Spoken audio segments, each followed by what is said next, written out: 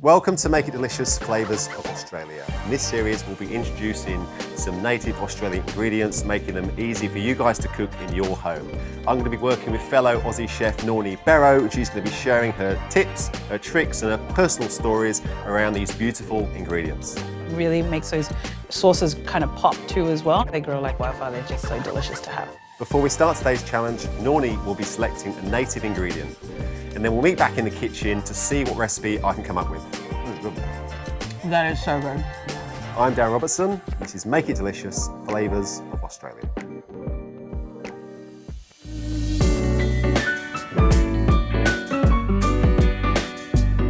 So my choice here is the saltbush.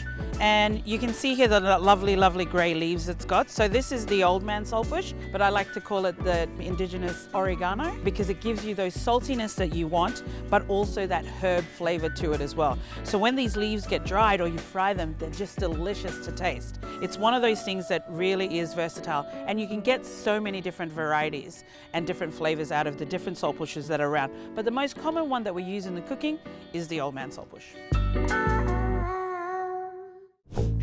Nornie Bero.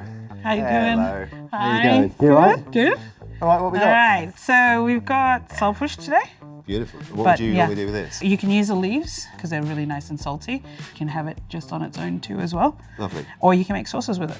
All right. So I see here you've brought in some warrigal greens as well. Yes, so warrigal greens are really nice to crisp up, and it's also really makes those sauces kind of pop too as well, and it has that nice earthy flavour to it. They grow like wildfire, they're just so delicious to have. Love it, fantastic. I think a really nice way to enjoy things like leaves and veggies.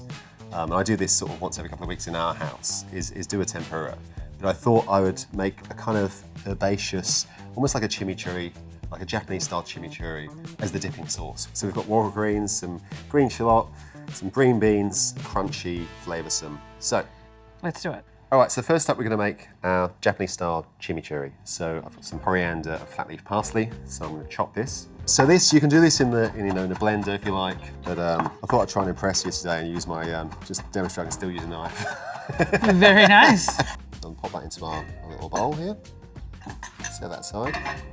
Then grab a couple of green shallots, split these down the centre, finely chop this. And all this is going to go into your sauce? Yeah, I mean, I'd say 2 green shallots will definitely suffice. Right, I reckon that's going to do us. I'm just going to wind in, it's got some rice wine vinegar. We've got some soy, beautiful. Touch of honey for sweetness, some chili flakes, and some dark sesame oil. And I'm just going to finish it with some olive oil.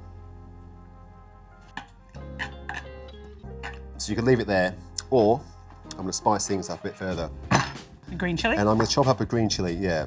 So look, they're fairly mild, but I'm just going to give it a little bit of a scrape. I want the sort of fruitiness and a bit of bite, so I just scrape these seeds away. Half a chilli to a whole chilli for this one, and I'll finely dice it, but knowing you like a bit of spice, I'm just going to throw caution to the winds. Do it, let's just do it. Yeah, I too am absolutely addicted to chilli. Our green chilli. Yes, now look at that. That looks even better now. That looks the business. Okay. You can smell them in there as well. Yeah. So now it's got a bit of a punch as well. Okay.